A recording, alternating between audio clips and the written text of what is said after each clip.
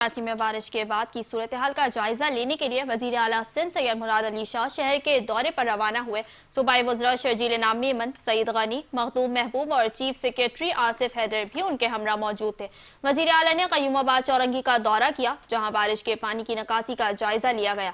कयूमाबाद पुल के करीब जमा पानी को मशीनरी के जरिए साफ किया जा रहा है। इस मौके पर वजीर आला ने कहा कि कौरंगी कॉजवे नदी का मंजर पेश कर रही है, ताहम मली नदी का पानी उतरते ही कॉजवे क्लियर हो जाएगा।